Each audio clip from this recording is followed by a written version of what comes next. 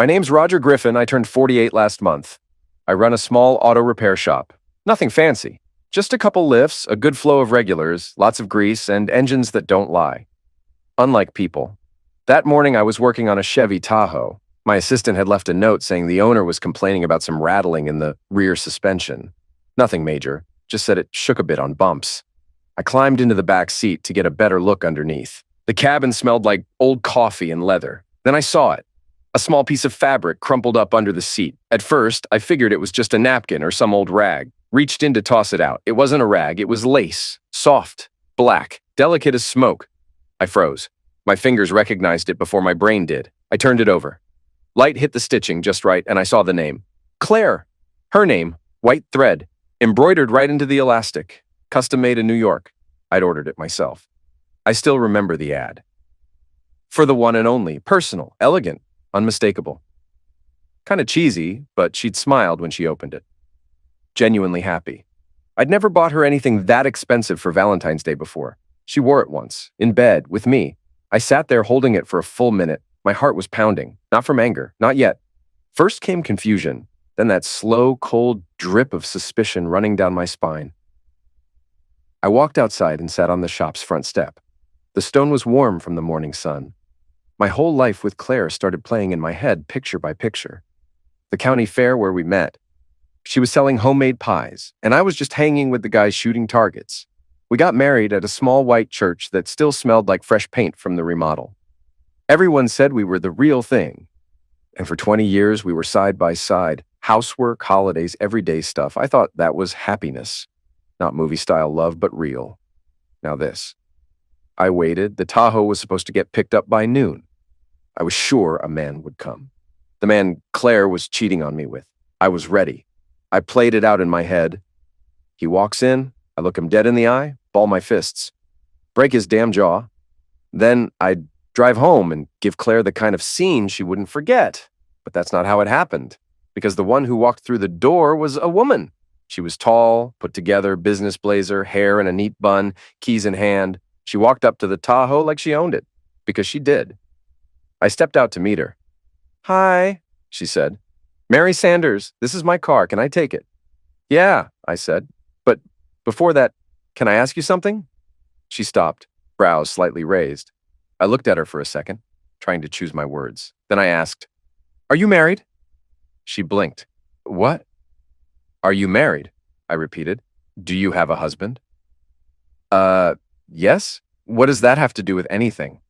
I nodded, took a breath, then reached into the cabin and pulled it out.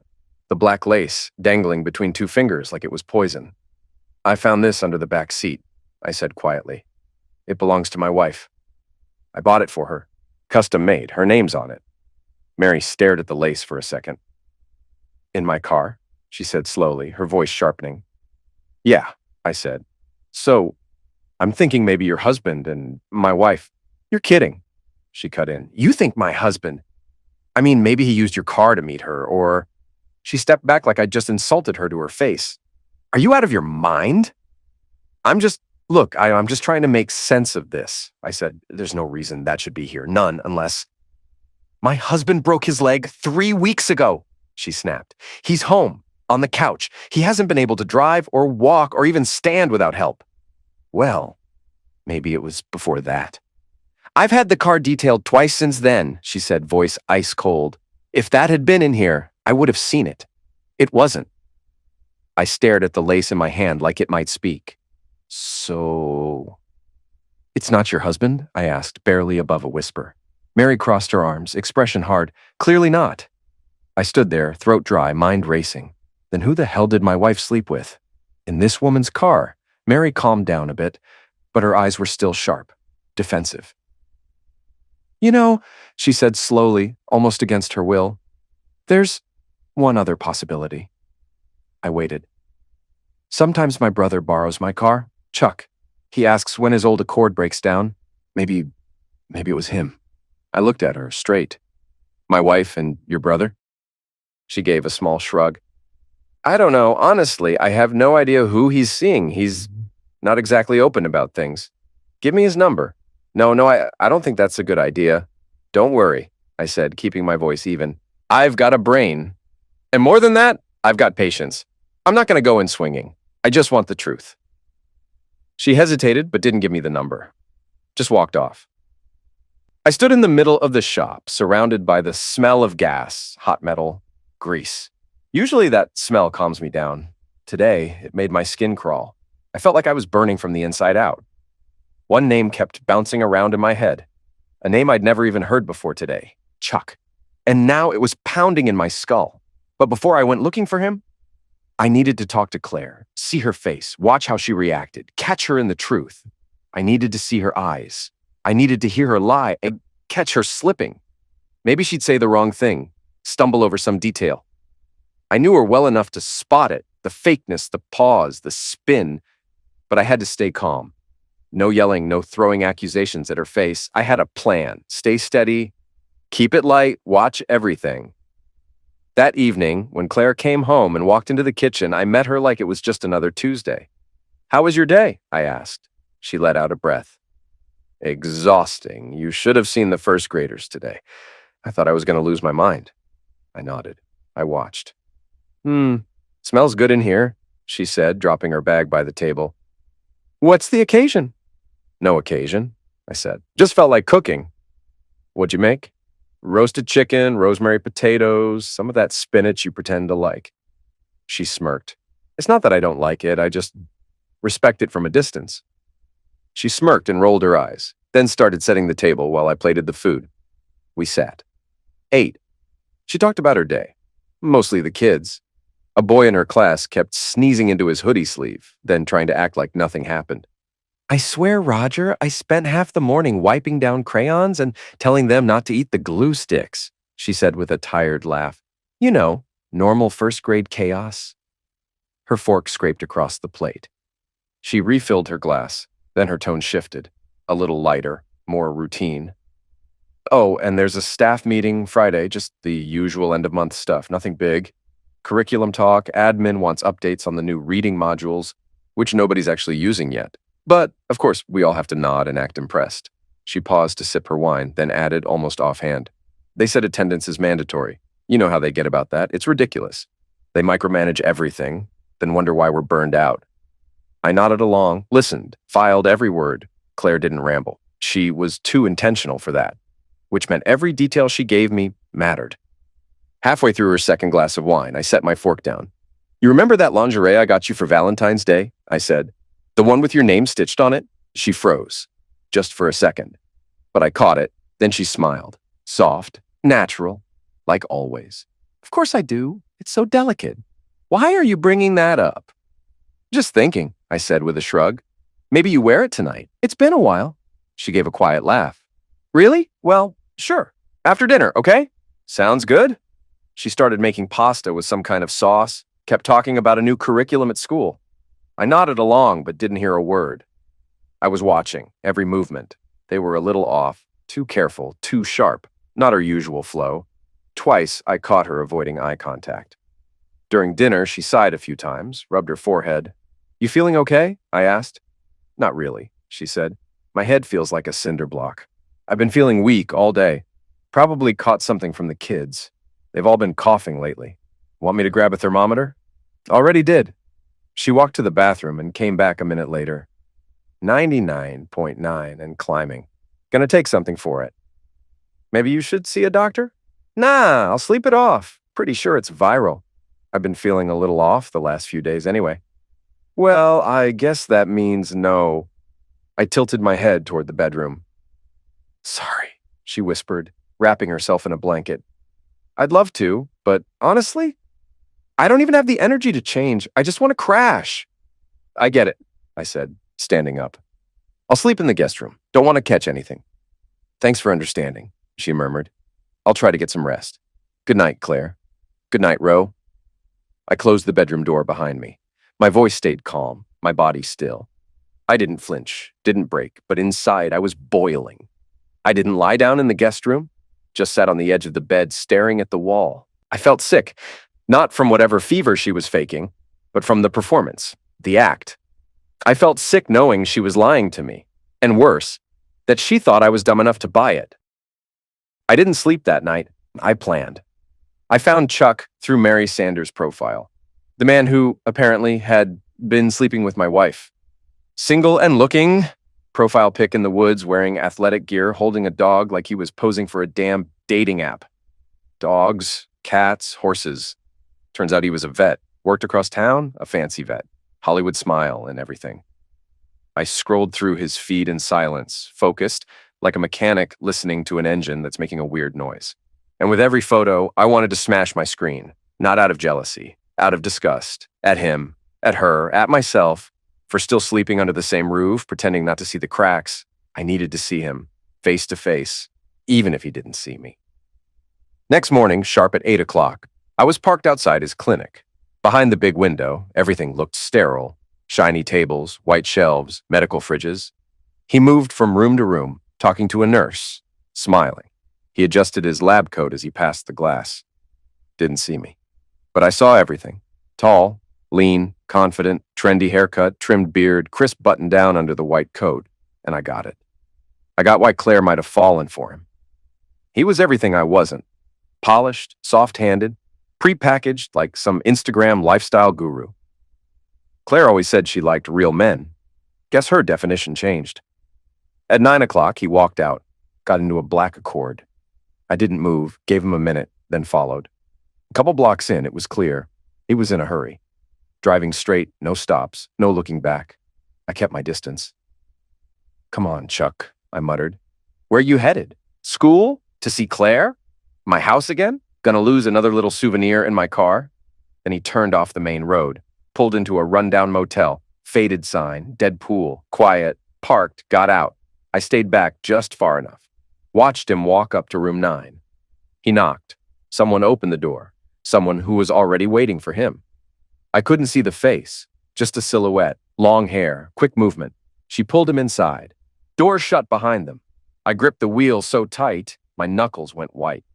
Who was it? Claire? I didn't know. But I felt it in my gut, felt it deep. And I wasn't going to let this slide. I stayed in the car, barely breathing. Blood pounded in my ears. Opened the door. Storm in. Smash his damn face in. I called Claire. 1 ring, 2, 3. Nothing. Did she decline it or just not hear it? Lying about being sick and now ignoring my call because she's in that room, number 9, with the same a-hole who just ripped 20 years of my life out of my hands. I gripped my phone so hard it nearly cracked in my palm. She was in there, right now, with him. I felt it like a knot in my gut. Hot, tight, unbearable. I yanked open the glove box. Colt, registered, legal. I kept it around in case the shop ever got hit, but right now I wasn't thinking about paperwork. Hell, I wasn't thinking at all. Screw consequences. I stepped out of the car, didn't feel the cold, didn't hear the silence, just walked, step by step, like through water, up to the door. Room 9, bam, 1 kick, and the damn thing blew off the hinges, slammed into the wall. What the? I froze. Inside, Chuck, wearing just jeans, barefoot, and next to him, another man, looked about 40, gym build, tattoos on his shoulders, long hair. He was scrambling to throw on a t-shirt, wide-eyed, panicked. Chuck jumped back. "Who the hell are you?" I didn't answer, just stood there. The room smelled like men's body spray and coffee. "What the hell is this?" Chuck shouted again, clutching a pillow like it was going to protect him. I slowly lowered the tool. This wasn't what I expected. The man I thought was screwing my wife liked men, not Chuck. He couldn't be the one, not with Claire. I just nodded to myself, didn't say a word, turned around, walked out. Back in the car, I sat for a long time, staring at nothing. So it wasn't Chuck. Then who the hell was sleeping with my wife? Someone else had used Mary's car. Maybe not family, maybe not her brother, maybe someone else entirely. And I needed to find out who. This wasn't just a suspicion anymore. This was an investigation, and I wasn't stopping until I got answers. I needed to talk to Mary again, for real this time. No guesswork, no pretending, no more chance encounters. I opened my contacts and called Nick. We've known each other since first grade. Over 40 years, he's seen me through everything. First broken nose, wedding day, my dad's funeral. But never like this. He picked up on the first ring. "Hey, Ro, what's up?" "Hey, Nick, I need a favor. A name, a woman, Mary Sanders. She lives somewhere in Bloomfield or close by. I only know she owns a Chevy Tahoe. A pause. What for? It's personal. Another pause. Longer this time. You've never asked me for anything like this. Then I guess today's the day. Promise me you're not about to do something stupid. I promise.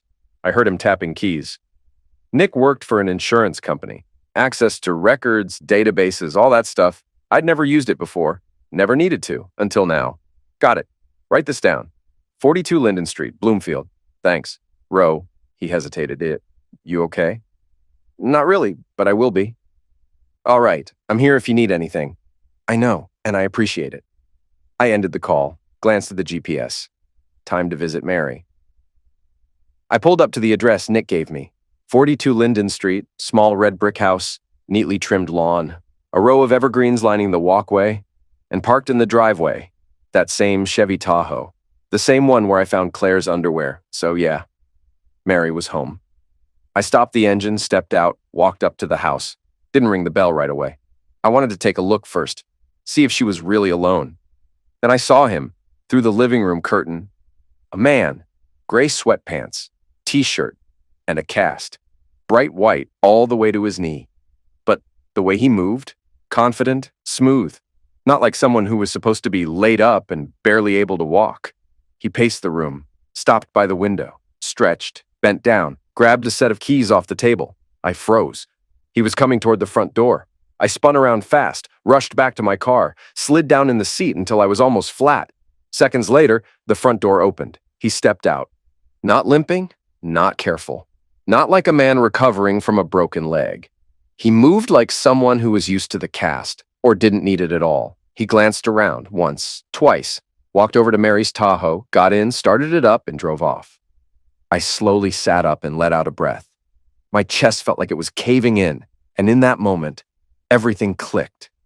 It was him, Mary's husband, the one who was bedridden, the one who couldn't drive, the one she trusted, the one she believed, the one who'd been screwing my wife. Everything made sense. Finally, I followed him. He drove like he knew exactly where he was going, confident, never looked back. I kept my distance, careful, quiet. The streets blurred past, small homes, familiar trees, neighborhoods I knew all too well. Then my phone rang. Claire. I gripped the wheel. My pulse roared in my ears. I hit speaker. Hey, she said, her voice scratchy. You called earlier? I didn't answer right away. Took a few seconds to steady myself. Yeah. Sorry, I was asleep, still not feeling great. Got it. Hope you feel better soon, I said. That was all I could get out. You working late? She asked. There was a pause. Soft, but obvious. Hope in her voice. Quiet, careful hope. Like she was checking if the coast was clear. Yeah, I said flatly. A lie. Cold. No guilt. Okay, she breathed. See you tonight. I ended the call. My heart pounded like a war drum. Not from love, not from nerves, from rage. Thick, heavy, boiling behind my teeth. I looked up. Her lover's car turned off the road. Fast. Sharp. Like he was on a schedule. Like he knew he had a window. I followed a few more blocks, and then he pulled up outside my house. Mine, parked casually, like it was nothing. Glanced around, popped the trunk, grabbed a gym bag, then headed straight for the front porch. I was parked on the next street over, frozen, barely breathing. Claire had called me to make sure I wouldn't come home, to clear the runway, to give him the all clear, to make sure my bedroom, would be his for the night. And she'd pretend to be sick again when I came back. It all made sense, every last bit. It took everything in me not to slam my foot on the gas, storm the house, and cave his face in right there on my hallway floor, to drag her out barefoot and throw her onto the lawn. But not yet. Not this time. This time wouldn't be some screaming match. This time she wasn't getting the chance to lie her way out. This time she'd get everything she deserved, and it was going to hurt. I turned on my phone's camera, carefully, no breathing, no shaking. My hands were steady, like a surgeon's, zoomed in, and hit record. Got all of it. William, yeah, I knew his name now. Walking up to my front door, wearing that cast, moving with zero hesitation. No limp, no weakness, like it was all just part of the costume. Claire opened the door. In a robe, no makeup, damp hair, and that smile. The one I used to think was just for me. Now I saw it for what it really was, part of the act. She looked around quickly, then leaned toward him. Nobody saw you? She asked. He shook his head. No, I was careful. She exhaled softly. I missed you. Then, come here. They hugged, long, close, like it wasn't the first time that day. She reached for his hand, pulled him inside, like he belonged there, like it was his home. I stopped the recording. One solid piece of evidence. Done. I didn't go home, didn't go back to the shop. I went to see Mary. I'd looked up where she worked, found it through her account, the one she barely used but still had her job listed. Some office at a medical facility. Found the building, walked in, knocked on the door of her office. Mrs. Sanders, I said, can I have a minute? She looked up, confused. You're Roger, right? The mechanic? That's me. This is important, really important. She followed me out into the hallway. We stepped near a window out of earshot. I know things ended kind of rough between us, I said. But I found out it wasn't your brother. She frowned. Excuse me? It's your husband. I pulled out my phone, hit play. She watched. At first, wary, then eyes wide, mouth slightly open. Her lips twitched. She bit down hard on the bottom one. On screen, her husband, the one with the broken leg, walking up my porch like nothing was wrong. Then Claire, robe, smile, hug, welcome. Is that my house? No, I said quietly. That's my house. But it's your man. Mary was silent for a few seconds. Then she turned and slapped her palm hard against the wall. I'm gonna destroy him, she hissed. William is a lying, cheating... I didn't look away. How far are you willing to go? I asked. She met my eyes, steady, unflinching. Farther than you think. I nodded slowly. Good, I said, calm as ever. Then let's help each other. We sat down at a small cafe nearby. Didn't speak until the coffee came. Mary wrapped both hands around her cup like she was trying to pull the heat into her bones. He's a psychologist, she said quietly. Works with kids. Just got a job as a school counselor. At which school, I asked, though I already knew. North Elm Community School. That's where Claire works, I said, staring into my coffee. So it's an office affair. She nodded, eyes fixed on her drink. I knew he was distant. I felt something was off, but I didn't think... We never do, I said, not until it's already too late. Something in her broke at that. She looked down and covered her mouth with one hand. Her shoulders trembled, and then quietly she started to cry. Not loud, not messy. Just the kind of crying where your chest sinks and your whole body wants to fold in on itself.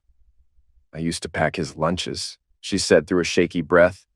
Every morning, even when he was running late. Tuna with too much mayo. He liked it that way. God, he used to hum while shaving. Used to kiss the top of my head when he left. We had this dumb little ritual. He'd text me a single emoji every day, just one, and somehow I always knew what he meant. She let out a dry, bitter laugh, wiped at her face with the sleeve of her sweater.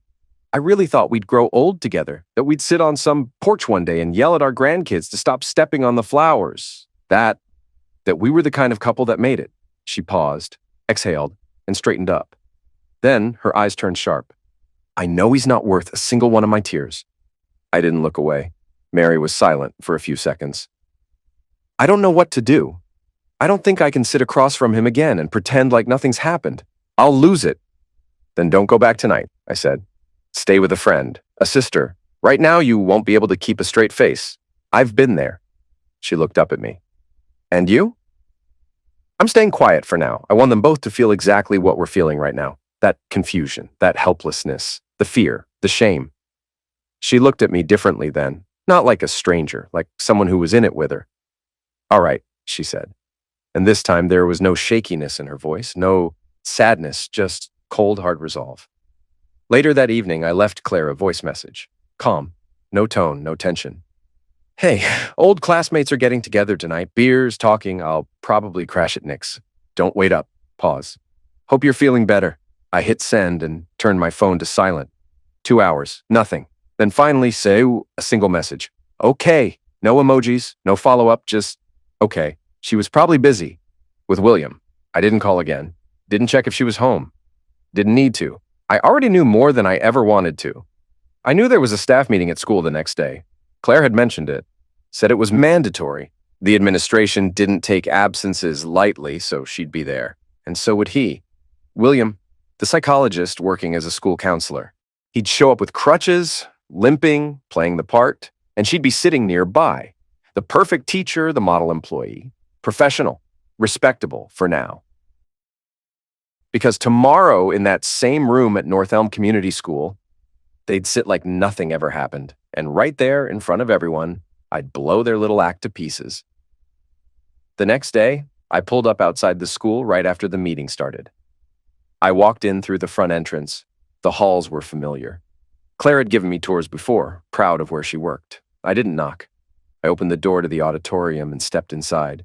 Claire was sitting in the front row, wearing that blouse I bought her years ago. Blazer, hair tied back, calm, composed, the image of the perfect educator. Until she saw me, her eyes widened. She whipped her head around. "Roger!" she blurted. "What are you doing here?" I didn't answer. She stood up, trying to collect herself, glancing at the faculty around her, who were already starting to whisper. "I'm sorry, this is my husband," she said, forcing a smile. "I'm sure it's something urgent." "It is," I said evenly. "Very." Then I looked at her, straight on. "Sit down, Claire. No need to step outside. I've got nothing to hide from your coworkers. Unlike you." She froze, stunned. Then, slowly, she sat, eyes wide, face pale. I walked toward the front, to the table where the staff meeting was being managed. "Excuse me," I said to the secretary, pulling a flash drive from my pocket. "I have something that needs to be shown immediately. It concerns one of your staff members. I believe everyone should see it." Claire took a step forward. "Roger, please," she said in a low voice. "Let's talk outside." I turned to her. "We will, but first, the truth." The lights dimmed. The bar graphs and test scores vanished from the screen. And then, the video. William, in his cast, walking confidently up to my front porch. Claire opening the door in a robe. That same soft smile. She takes his hand, leans into him. They kiss, then disappear inside. The room went dead silent. No coughs, no creaks, no movement. William stared at the floor. Claire, pale, lips pressed into a line, but her eyes weren't scared anymore. They were angry. "Well," I said calmly, looking straight at her. "Got anything to say, Claire?" She stood, and instead of apologizing, she came at me. "You know what?" she said, her voice shaking. Not from fear, but from anger. "You've spent your whole life under cars, covered in grease, still stuck in the same garage where we started. And me, I've changed. I teach children, I read. William, he's smart, interesting. He talks about psychology, growth, not carburetors." Someone in the audience coughed. I didn't move, didn't speak. But inside I was boiling. "Oh, really?" I said quietly. "So screwing around in the backseat like a couple of high schoolers, that's intellectual growth now?"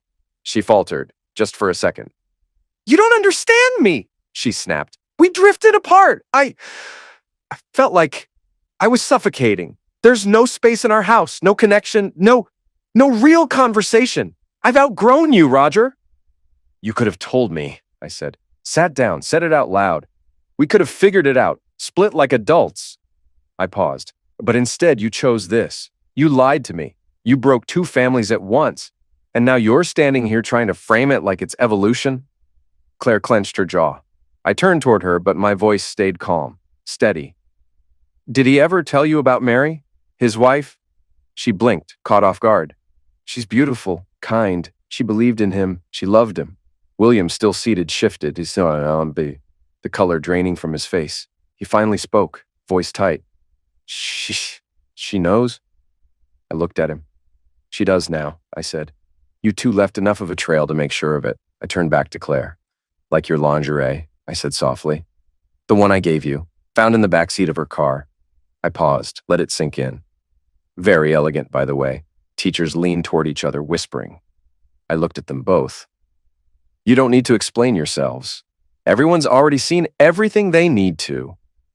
Pause. Then I added flatly, "Lucky this wasn't a parent meeting." The silence cracked. A low murmur ran through the auditorium, like a breeze at first, then louder. Gasps, whispers, questions. "William, what was that? You said your leg was broken. We've been paying you on medical leave." "You walk just fine, apparently." William sat pale as paper, his mouth opened, trying to find words. But I stepped forward first, spoke loud, clear, straight to the room. "You're all focused on the cast," I said, "but you're missing the bigger picture." The noise quieted. One of the teachers actually froze mid-word. I didn't stop. "You're okay with this? Two of your staff, two grown adults, trusted by parents, lying to their spouses, sneaking around? That's what you expect from a school counselor? From an elementary school teacher?" "Roger," Claire whispered, like she wanted to stop it, but it was too late. They talk about trust, emotional safety, morals, and they can't even be honest in their own homes. You hand them classrooms, children's minds, and this is who they are when the doors are closed. A few teachers looked down at their shoes. The principal, an older man with silver hair cropped close, stood up. He walked over to me and gently but firmly placed a hand on my arm. "Can I speak with you for a moment?" I looked back at Claire one more time. She wasn't yelling, wasn't glaring. She wasn't even moving. For the first time through all of this, I saw it in her eyes. Not anger, not contempt, real shame. The principal led me to his office in silence. He closed the door behind us, walked around the desk, and sat down slowly. He didn't speak for a while. Then finally, in a careful tone, he said something that knocked the air out of me. "Listen, Roger," he began. "I understand how you feel, I really do. But there are some things people here already knew." I sat still, my ears buzzed with pressure. "We were aware," he said softly, "but we decided not to make it a scandal. It's a private matter. Between two adults." I looked up at him, slowly, like I couldn't quite believe what I'd just heard. "Private?" "Yes, you see, our budget is limited. Finding a qualified child psychologist isn't easy. He's good at what he does." "And morality?" I asked. He lifted his hand slightly, palms up. "I'm asking you, please, don't escalate this. You have every right to be angry, but handle it at home. Not here, not in public, not in a way that affects the students or the school." I sat there for a few more seconds, just staring at him. Then I stood. "Really? You're just going to bury it? Let it slide? You know your staff is blowing up marriages right under your roof, and that's fine?" He looked away. I shook my head. "Maybe that works for you, but I respect myself too much for that." And I walked out. Didn't wait for a response. Didn't need one. I walked toward my truck in long strides, gripping the keys so tight the metal dug into my palm. Blood thumped in my temples. Each step echoed in my chest. The world felt smaller, tighter, dirtier. Then a shout. "Stop! Hey, you!" I didn't even get the chance to turn before something slammed into my back. I stumbled forward, caught my balance, spun around. "William!" "What the hell did you do?" he barked, coming closer, teeth clenched. "You think you're some kind of genius now?" "What I did?" I let out a dry laugh. "You cheated. You lied. Now you're just choking on the truth." His voice cracked slightly, but he pushed forward. "Don't you dare talk to my wife again. You hear me?" I just stared at him, calm, still, and then I kick him. I threw the first punch, clean, fast, full weight behind it. My knuckles cracked against his jaw. His head snapped to the side and he stumbled, nearly went down, but he caught himself and came back at me, fast and wild. His fist shot under my ribs, sloppy, rushed, but it landed. I staggered a step, then squared up. "William, stop it!" A woman's voice sliced through the tension like a blade. She ran up, short, wearing a dark sweater and a long skirt, glasses slipping down her nose. I recognized her. She'd been in the audience, somewhere near the back rows. "William, enough! You've humiliated yourself enough already!" He stood there, chest heaving, breathing hard, then looked around. Sure enough, a few teachers were watching from the windows. He spat at the pavement. "This isn't over." "Oh, I'm counting on it," I said. He turned and walked off, muttering. The woman stayed beside me. I'm so sorry," she said. Her voice shook, but it was honest. I didn't move, just stared at her. "You all knew," I said quietly. "You kept it quiet, covered for two people who wrecked homes and still show up here to teach kids. If that's normal to you, you're no better than they are." She flinched, dropped her gaze, then barely above a whisper. "It's not normal to me." I looked into her face. She didn't look like someone who'd defend Claire or William. No excuses in her eyes, just sorrow. And something else, exhaustion, from knowing too much and saying too little. "Can we talk somewhere else?" she asked gently. We sat in a little cafe hardly anyone knew about. Old wooden tables, warm light from low-hanging lamps, smelled like cinnamon and something homemade. It was the kind of place made for silence, not gossip. She sat across from me, slowly peeling off her coat like she still wasn't sure she'd made the right choice coming here. "Thanks for agreeing to talk," she said softly. "I'm Lauren, by the way. I teach chemistry." "Roger," I nodded, though I'm guessing you already knew that. She smiled just a little, barely a twitch at the corner of her mouth. "I did," she said, "but now it's official." "This is my favorite spot," she added. "No one from school ever comes here. I like being alone, especially lately." I didn't say anything, just held a cold spoon to the bruise on my cheek. "My husband," she started, "left me a few years ago. For another woman. No warnings, no conversation, just I fell in love with someone else." And he walked out. She paused, looked at me, not with pity, with recognition. "So, I know what you're going through. I really do." I nodded once. "You knew about Claire and William." She lowered her head slowly. "Yes, and not just suspected. I caught them in my classroom. In your I teach chemistry. My room's at the far end of the West Wing. They figured no one would be around after 6, but I'd forgotten my bag. Came back, opened the door." She didn't have to finish, my fists clenched under the table. "Why didn't you say anything?" "I wanted to reach out to you and to William's wife. But the principal," she looked down, "he shut it down, said it would damage the school, hurt funding, reputation, and honestly, I was scared. I'm alone. My job is all I have. The others, they just looked the other way." She took a long sip of water, like a confession she'd been holding in for too long. "But I never thought it was okay." She reached into her bag and pulled out a small metal USB drive, set it on the table. "This is from the security cameras in my lab. We're required to have them. Chemicals, teenagers, things happen. I checked. The footage wasn't wiped. I saved a copy, just in case." I took the drive without a word. "Thank you," I said. She looked me in the eye. "Make them pay for what they did to you," she whispered. "Do it not just for yourself. Do it for everyone who's been betrayed." I looked back at her, serious, grateful. "I will." That same day, without wasting a minute, I drove to the law office of a guy my brother had worked with years ago. Smart, quick, no drama. Exactly the kind of guy I needed. His name was Derek Holden. "Roger," he said, shaking my hand. "Take a seat. What's going on?" "Affair," I said bluntly, "and not just emotional. They crossed every line. I want to go after both of them, not out of spite, for justice." "All right," he said, opening his laptop.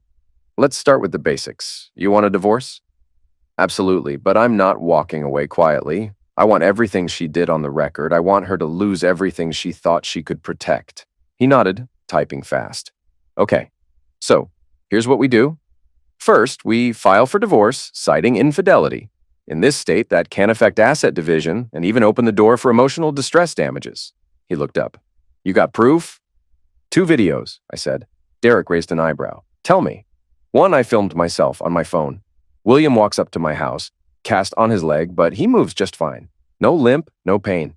Claire opens the door in a robe, no makeup, wet hair. They kiss. She lets him in like he lives there." Derek nodded slowly. "And the second?" "I played it at her school staff meeting, same clip, in front of all her colleagues." He leaned back in his chair, lips pressed together. "Well then," he said, "that's not just evidence, that's strategy." He started typing. "We go for infidelity in the divorce. Use both clips. Public exposure, emotional distress. That's solid ground for civil claims. And the way you use the video at the meeting? That's gold." He kept typing. "And we file against William for alienation of affection. Yep, we're one of the few states that still allows it. Old school rule, but it stands. Courts don't always love it, but it's real." He glanced at me again. "And then, a separate civil claim for physical attack. The hit in the parking lot? If you've got medical confirmation and witnesses, that's intentional damage. And since it happened on school grounds, the school also has some liability for ensuring safety. We squeeze that." I nodded slowly. "What about his job?"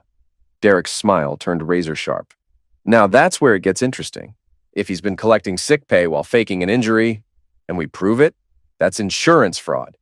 Could trigger internal disciplinary action. And if he's licensed, could threaten that license too. And her. If the video proves conduct that violates teacher ethics, and we file a third-party complaint, the school will have to open a formal review. That becomes a disciplinary issue, not just personal matters. I looked at him. He leaned back, laced his fingers behind his head. "This isn't just a divorce," he said, smiling slightly. "This is a full-scale legal campaign." "Good," I said. For the first time in a long while, I felt calm. "Start it." The civil hearings for divorce, mine and Mary's, were scheduled back-to-back. The courtroom was packed. I sat in the front row, calm, focused. Beside me, my lying wife, Claire. Her face was tight, but the makeup kept the image from cracking. 2 seats down. William, eyes down, dressed in a suit that didn't make him look like a school counselor. He looked like a man who knew pain was coming. Behind us sat Mary, stoic, collected. She didn't say a word, but the look in her eyes could have carved stone. Claire tried to defend herself. She crossed her legs, folded her hands, and spoke slowly, like she was on a job interview. "Your Honor, I'm not proud of how things turned out, but we hadn't been connected in a long time. Roger was emotionally unavailable. He buried himself in work. We barely talked. We hadn't been intimate in months. I felt invisible in my own home." Derek didn't flinch. "Marital issues," he said flatly, "are not infidelity. Issues are addressed with conversation, not with a colleague's embrace in someone else's bedroom." Claire shifted in her seat. "I tried," she said a little louder now. "I asked for counseling. He refused. He'd come home, grunt something about the shop, and go to sleep. I felt like I was living with a roommate. I know what I did was wrong, but I was lonely." She glanced at the judge. "I'm not making excuses. I needed to feel seen. To feel like I mattered." Derek adjusted his tie, leaned forward. "Your Honor, this is a textbook deflection strategy, a carefully rehearsed one, no doubt. But it does not change the fact. The respondent violated the marital bond, knowingly, repeatedly, which under Section 103 of the Civil Code is clear grounds for a fault-based divorce." I didn't say a word, didn't need to. The judge, an older man, sharp, unreadable, flipped through the paperwork without looking up. When Claire suddenly paused mid-sentence and put a hand to her forehead like she might faint, he didn't flinch. "Get her some water," he said, eyes still on the file. "And if anyone's got a conscience lying around, bring that too." Someone in the room stifled a laugh. The verdict came fast. "The court hereby grants the petition for divorce," the judge read. "The home vehicle, premarital bank accounts, and jointly acquired property are awarded to the petitioner as the non-breaching party." Claire sucked in air like she'd been punched. And then, the next decision. In the matter of Sanders v. Sanders, this court recognizes the occurrence of infidelity, confirmed through video evidence and witness testimony. The petition is granted, property awarded to the plaintiff, compensation for emotional damages to be reviewed in civil proceedings. Mary didn't smile, but her slight nod said everything. Victory. Later in the hallway outside the courtroom, I saw Claire and William. Claire grabbed William's arm, her voice barely a whisper but full of panic. "William, come on, talk to me, please, William!" He yanked his arm away, sharp and sudden. "Don't," he snapped. "Just don't." Then he turned and walked off without looking back. She stood there frozen, her hands half raised like she didn't know what to do with them. Her eyes were glassy, lost, mouth trembling. We locked eyes for a second. She was unraveling, and I felt nothing. I had no pity left to give. I turned away. There was still one more move to make, and I was already preparing to make it. This was just the first battle. Later that same month, I filed a separate civil lawsuit against North Elm Community School for willfully concealing professional misconduct committed by Claire and William on school property. Thanks to Lauren, I had everything I needed. During the proceedings, the school's attorney tried to downplay the severity of what happened, but the video, captured in the chemistry lab, showed everything clearly. Claire and William in a compromising situation, on school grounds, on camera, combined with Lauren's sworn testimony, there was no room left to spin it. Derek, my attorney, pressed hard. The administration was informed of the misconduct. A formal report was submitted by a staff member, yet no internal investigation was initiated. This silence, this inaction, was a quiet green light. They let it continue, which directly violates the ethical code of a public educational institution. The court agreed. Emotional distress was real. Negligence by the school was proven. They ruled in my favor. Compensation, $20,000. Mary filed a similar claim right after. She won too. But the money wasn't the point. The real blow came next. We filed a formal complaint with the State Department of Professional Licensing. Derek and I submitted surveillance footage from the chemistry lab, the official divorce court rulings, witness affidavits, a disciplinary brief citing gross violations of professional conduct. 3 weeks later, we received the Ethics Committee's decision. Due to violations of pedagogical ethics and engaging in inappropriate behavior on school property that undermines the integrity of the profession, Claire Griffin and William Sanders are hereby stripped of their licenses to work in education within the state. They lost everything: careers, reputations, income, families, everything they tried to preserve through lies, shattered by one truth spoken aloud. Claire could no longer teach. William could no longer work with children or counsel families. I thought that was the end of it, but I was wrong. After the trial, I got in the truck, drove a few blocks. Inside, silence. Just the soft, steady sound of tires on pavement. Inside me, quiet. Not joy, but calm. I hit the highway, merged into the left lane, switched on cruise control. All I wanted was to get home, put my phone on silent, drink a cup of coffee in complete silence. Then, headlights behind me. Nothing strange at first. But then, a sudden surge. A black sedan flew up behind me, then cut in sharp. I yanked the wheel just in time to keep from slamming into the guardrail.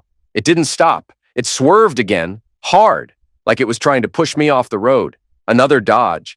My tires skidded toward the shoulder. My heart pounded like a bang. Sweat broke down my spine. "What the hell?" I whispered. I hit the brakes, eased the truck over to the shoulder, stopped, breathed. The black car sped off ahead, never slowed, never looked back.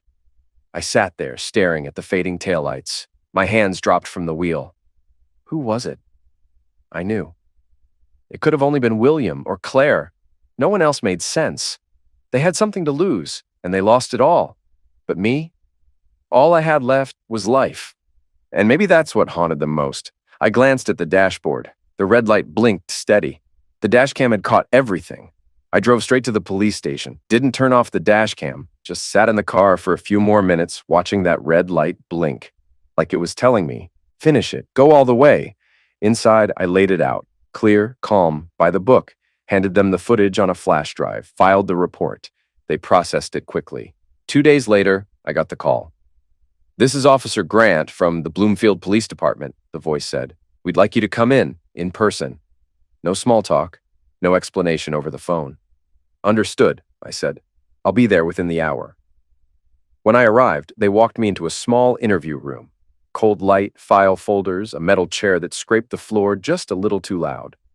A plainclothes detective sat down across from me. "We ran the plate from your dash cam footage," he said, sliding a printed photo across the table. "Rental vehicle. The credit card on file belongs to William Sanders." I leaned back slightly, said nothing. He studied me for a beat, then asked, "Are you looking to press charges?" I looked him in the eye. "You think I came down here to chat?" He nodded once, slowly. "This goes beyond infidelity," I said. "He tried to force me off the road. That's attempted vehicular attack. That's intent. That's life-threatening." "We agree," the detective said. "We're opening a case. The charge will be attempted intentional endangerment with potential threat to life." "Good," I said, calm, certain. William made his first mistake the day he slept with my wife. His second was thinking he could come at me again. They got William right outside the school. He was by the faculty parking lot, unlocking the trunk of his car, a duffel bag half zipped, a box of folders tucked under one arm. Like he was gathering his things. 2 plainclothes officers pulled up, calm, professional. One stepped out, flipped open a badge. The other already had the warrant in hand. "William Sanders?" the lead officer asked. William froze. His hand hovered over the trunk latch. "What's this about?" he said, trying to steady his voice. "You're being taken into custody," the officer replied. "Suspicion of intentionally creating life-threatening danger on a public highway."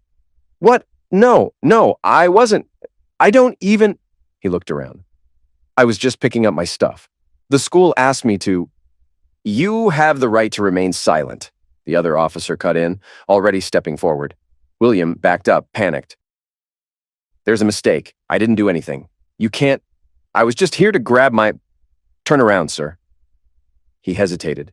Then someone, a staff member, opened the side door to the gym and stepped outside, and a few students nearby stopped mid-conversation, staring, and that's when William's shoulders slumped. The officer took his wrists, clipped on the cuffs, firm but controlled.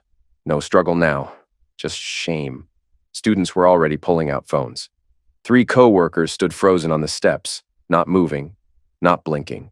And William just stood there, pale as drywall, duffel bag dropped at his feet. Claire didn't see it happen, but she found out later that day, and that was enough. A few days later, I was packing up the house.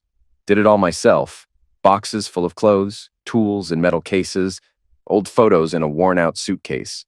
I planned to sell everything, the house, the garage, and leave. Start over in a new city, somewhere no one knew my name, somewhere I wouldn't hear, "Oh, you're the guy who..." I was wrapping an old lamp in newspaper when I heard the door open. She was standing in the doorway. No call, no warning. Claire. "Roger," she said softly, her voice almost shaking. "I need to talk to you." I didn't answer, kept packing. She stepped closer. Stopped just a foot away. "I know William got arrested. I know it was because of you." I turned, slowly, calmly. "Because of me?" "Please," she said, taking half a step forward. "He's already lost everything. His job, his license, me. You could drop the charges. Enough." I said it without raising my voice. "Because of me." She said nothing. "You both threw your lives away, Claire. You chose that. You cheated, lied, used me, and then tried to get rid of me. And now you stand here and say, he's already lost enough." I paused. "He's responsible for his actions just like you are. So now," I said, steady, quiet, final, "just go, Claire." She stood there, like she wanted to say something else, but couldn't. I didn't yell, didn't throw one last insult, just added, "Go, before it gets worse." She left, finally. The door closed behind her. I rested my hands on the cardboard box filled with old things, old pictures, old tools, and finally silence.